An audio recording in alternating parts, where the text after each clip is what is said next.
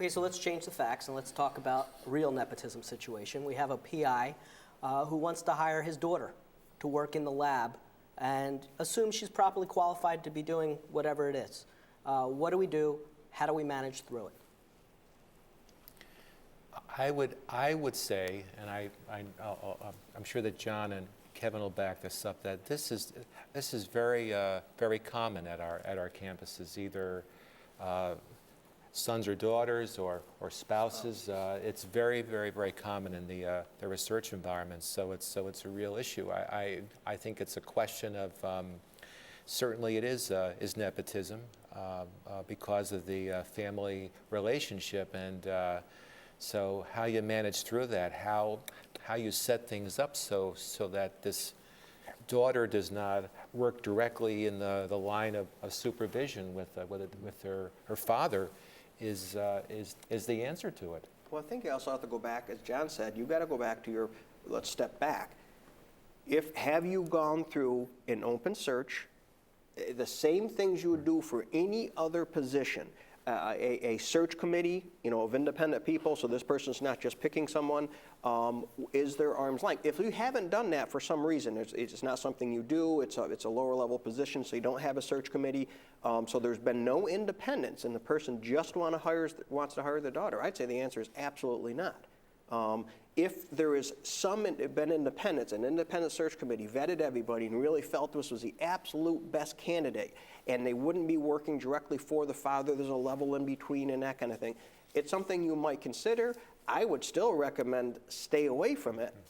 Don't do it, but at least at that point you've got somewhat of a record of having mitigated the potential conflict. I don't know, John, you want to add to that? I agree. I mean, I think probably the better alternative in this circumstance would be to avoid it if at all possible. But if you go through an appropriate hiring process and the daughter comes out at the end of the process as being the top candidate, again, that's the beginning of the process. I think what you then have to manage is the ongoing relationship.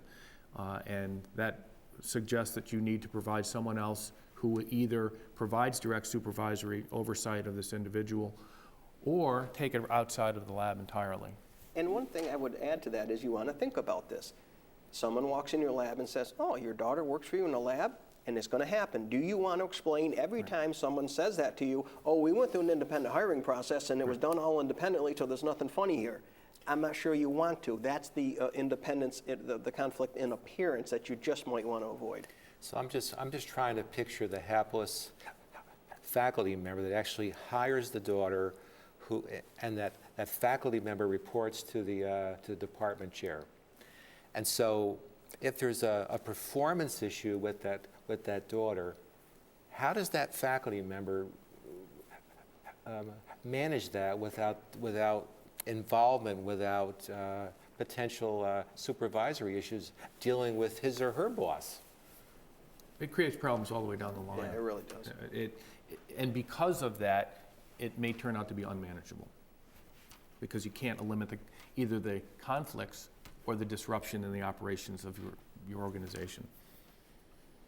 Yeah, and I will say, as Joshua pointed out when he introduced this scenario, this is a true nepotism situation. And, we're talking about this, as you know, in the general context of conflicts of interest. The policy that the RF has does have an exception to it, where the operations manager can say that this relationship can go forward. But as we've discussed, if it were to go forward, it would need a management plan, and part of that management plan would follow the hiring processes, as you've all pointed out, and this one would, of course, need to be monitored as well. And it may not be something that, in your continued monitoring, you determine you don't want it to continue.